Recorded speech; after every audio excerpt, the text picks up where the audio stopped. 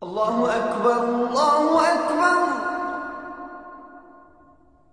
Allahu Akbar,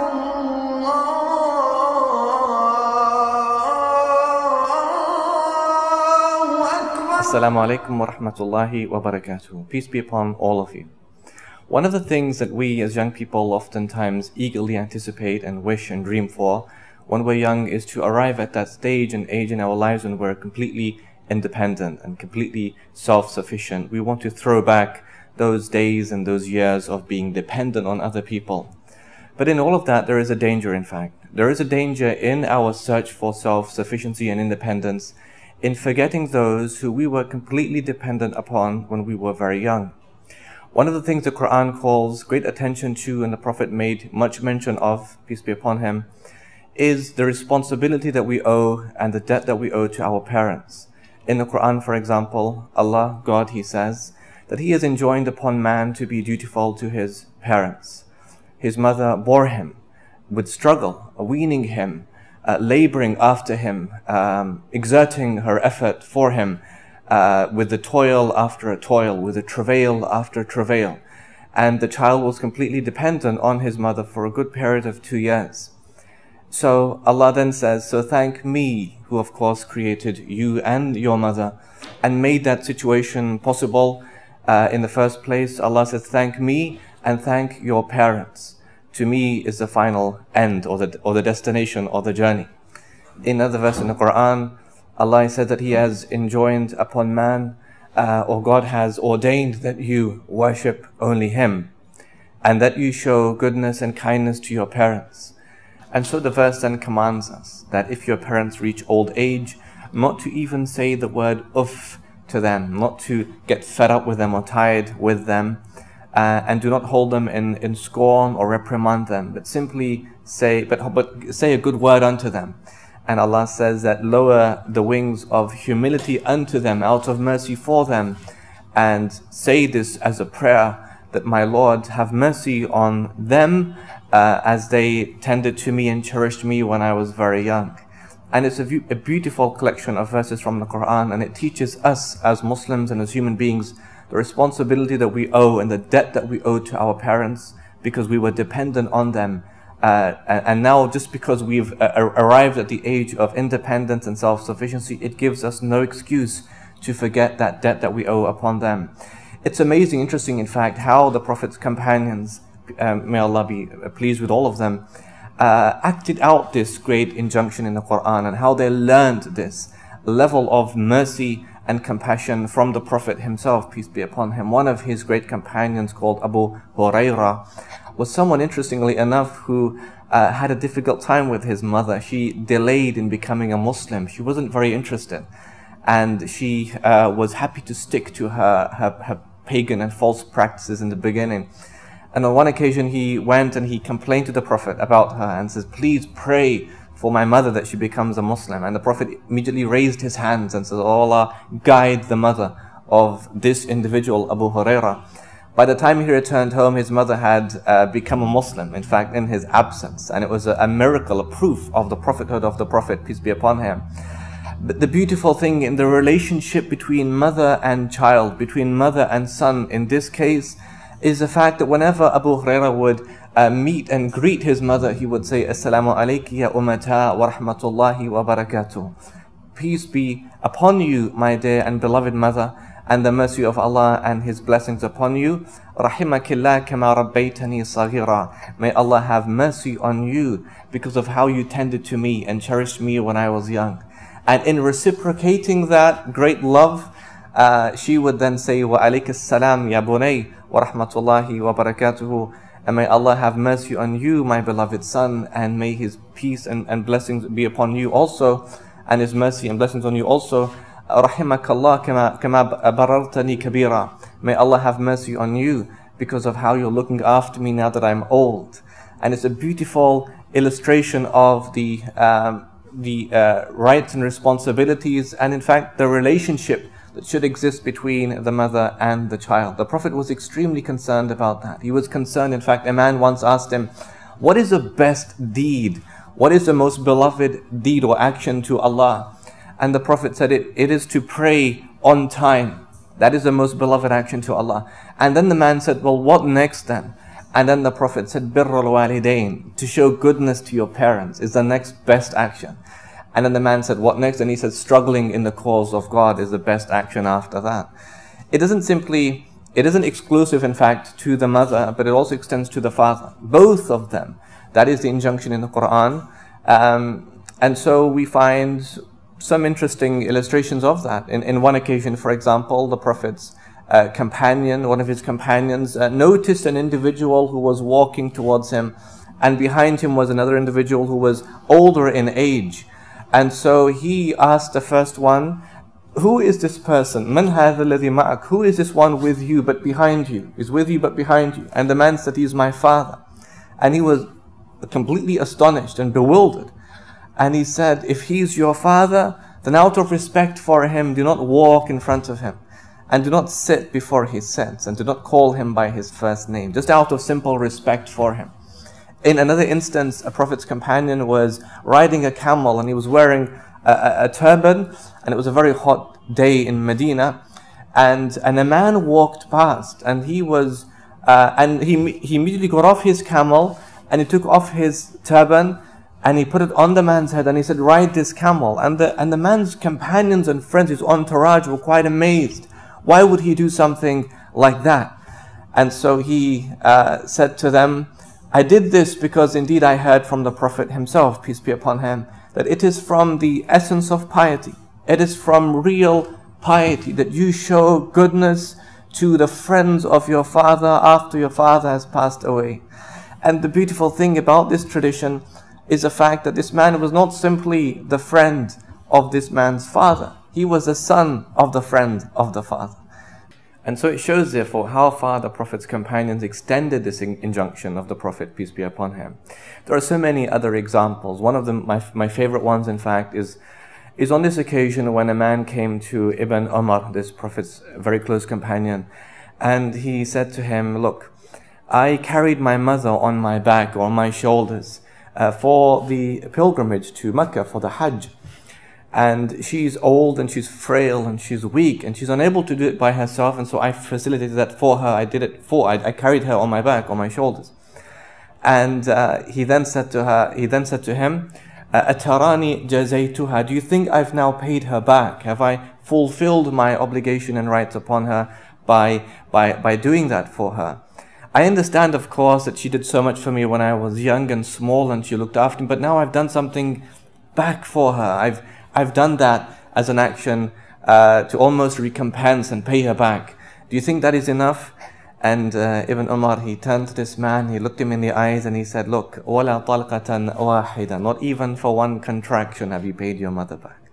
Not even for one contraction during her pregnancy, the pain of labor, have you paid your mother back. There is no way you could ever do that. And this is why it's so important for us to remember that, and to remember that the great responsibility we have on our parents to make sure that they are properly maintained and fed and clothed, just like they cared for us and fed and clothed us during our days of infancy. In fact, in the Quran, there is a verse that pertains to spending, and it relates to a question that the Prophet's companions asked the Prophet. يَسْأَلُونَكَ مَاذَا يُنْفِقُونَ, they ask you, what should we spend our money on? And you might think it's good to spend on this and that and this and that, but in the Quran, Allah says that everything, say, whatever you spend of good should be for, the first group of people are your parents, and your near of kin, and the orphans and the poor, and everything of good you spend, Allah is aware of it. So the first group that Allah identifies in this verse that pertains to spending money is in fact your parents. And in the age of consumerism, when we think, of course, that we should spend money on ourselves to satisfy our own needs and interests, Allah turns our attention towards our parents. That don't forget the responsibility you have towards them to spend on them. And so in this time of pseudo-independence and self-sufficiency, we should remember as Muslims and as people never to overstep the mark and the limit. In the Quran, Allah says, and indeed man, he transgresses the limits when he sees himself to be self-sufficient and independent. We should be of those who remember the great obligation we owe to our parents for the many great things they've done for us when we've been young, and not to now undermine them and to act in haste and with heedlessness towards our older years when they have also aged. We should remember to care for them and respect and love them, and never to abuse them, and never to reprimand and scold them, but to always wish the best for them and to help them and assist them. May Allah make us of those who are like this, and to be the best of children, the best of parents, and the best of Muslims all the time.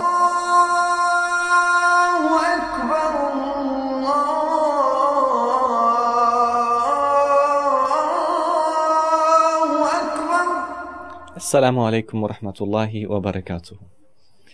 One of the things that Allah in the Quran reminds the Prophet of, peace be upon him, is with these words. It's about his origins, and Allah says about him that, has he not found you an orphan and then given you shelter, and found you lost and then guided you along the way, and found you in want and in need and provided for you sufficiently?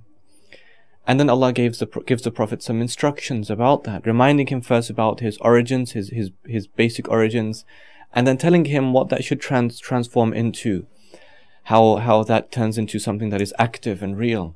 And Allah says then, so as for the orphan, never wrong him. You should never wrong an orphan, and you should never turn away someone who comes to ask for you. And it's in fact a very beautiful verse in the Quran, set of verses in the Quran, that Allah is reminding the Prophet about his origin. He himself in the beginning was an orphan, and he was in need, and then he was given sufficiently, and so then that should transform into something active within him, that he should be generous to the orphan, and he should be someone who is charitable. In fact, the verse in the Quran, the verses pertain to all of us, every single one of us. We remember our own states before we were blessed or privileged with a new job or a new house or a new car or some new found money perhaps. And we look back and we think, I was once upon a time like this, or I was like that. What responsibility do we have then to others? Now, of course, that we have a lot to give. The Prophet instructed us with charity. In fact, he loved the orphans tremendously.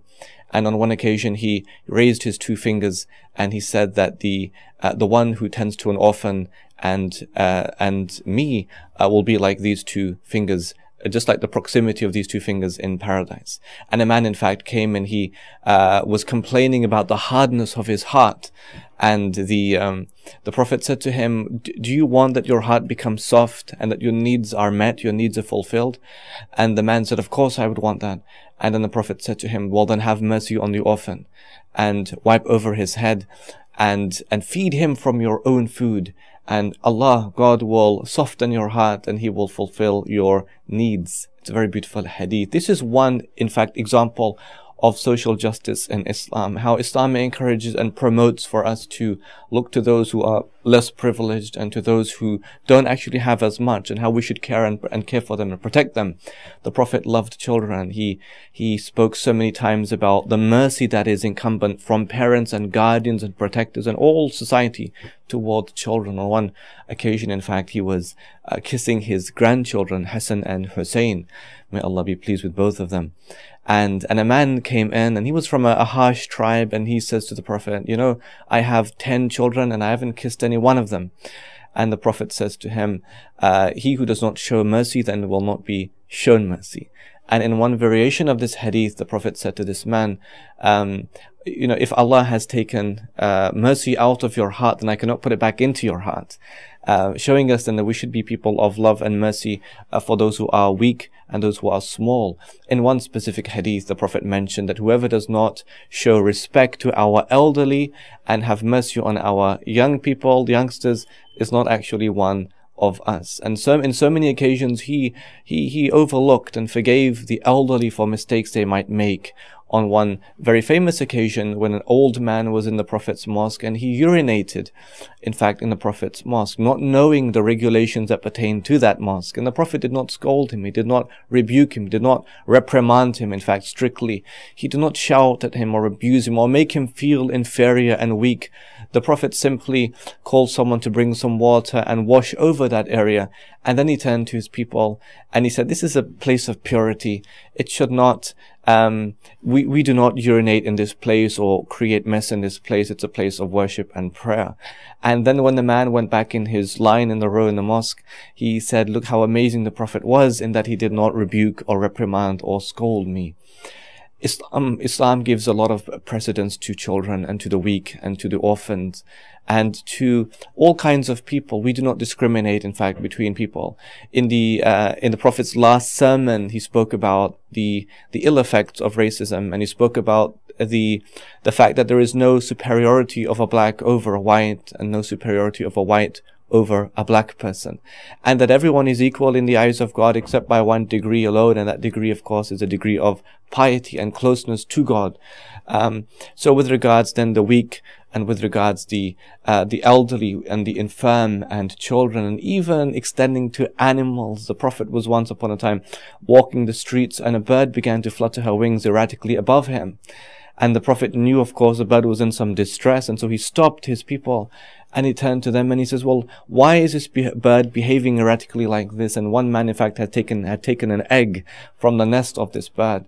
And the Prophet instructed that companion to return the egg to that nest and taught him, why would you want to deprive this mother of her child? So care, therefore, of the orphans, of the poor, of the weak, of those who are victims of injustice, of those who are elderly, of those who are in difficulty. Islam promotes that we care for all of them, and Islam maintains a very strong ethos of social justice. In fact, one of the Prophet's companions, who in fact was a Jew, a rabbi in Medina, when he first arrived in Medina, he said that the first thing I heard the Prophet say was, Afshu salam, go and spread the salam, go and spread the peace amongst people, and feed them, وَأَطِّمُ الطَّعَامِ وَصِلُوا الْأَرْحَامِ, and join the ties of kinship, and free the prisoners of war, and pray in the night when the people are asleep, and you will enter paradise in peace. So Islam emphasizes social justice, that we should look out for one another, that we should care and protect each other, that we should care for those who are weak and who are on the fringes of human society. And so Islam then promotes justice and holds injustice very abhorrent. Even with regards children, for example, a man once came to the Prophet, peace be upon him, and he wanted the Prophet to bear witness to the fact that the man had just bought a servant for his son. And the Prophet first asked him a question and said, did you buy a servant for each of your children or only that son? And the man said, no, only for this one son. And the Prophet said, well, go and approach somebody else then and ask him to be a witness to your purchase, because I will not be a witness to an injustice. So he equated that then with injustice, because it's not fair. There should be a state of equality between all of your children. And like that, the Prophet says in one specific hadith, in one narration, that beware of injustice, because that is darkness on the day. That is darkness is on the day of judgment. And there is also a specific tradition from the Prophet to Allah, where Allah in fact says, O my servants, I have forbidden injustice upon myself, and I have made the same forbidden amongst you. Do not be unjust towards one another, but rather be just. In the Quran, Allah commands all of us, O you who believe, instructing all of the Muslim men and women, be steadfast and be straight, and be upholders of truth and justice, even if that is against yourself, and if it's against your parents, your mother and your father, and your near of kin, your relatives, whether they be wealthy or whether they are poor. But rather God is more important than all of them. So rather to please God, therefore, be just in all of your dealings. Do not cheat, do not lie, do not bribe others. Do not be extortionate in your pricing. Do not transgress upon the rights of other people, not in your marriages and in your homes, domestic situations with your children. The Prophet never struck a child. The Prophet always spoke with mercy. The Prophet would go and meet the children and rub their faces out of a sense of mercy and kindness towards them. We should create a world like that in our communities, and do not be unjust in your marital relationships, and be unjust at all societal levels. And so Allah commands, be just, i'dilu, and that is closest to piety. And we should also be warned, in fact, of the prayer of the one who is oppressed. In fact, the Prophet said that between that person and Allah, between the prayer of that person and Allah, there is no veil, meaning Allah will hear the prayer of the one who is oppressed. May Allah bless us with a world of justice and a fair dealing between all of us. Wassalamu alaikum wa rahmatullahi wa barakatuh.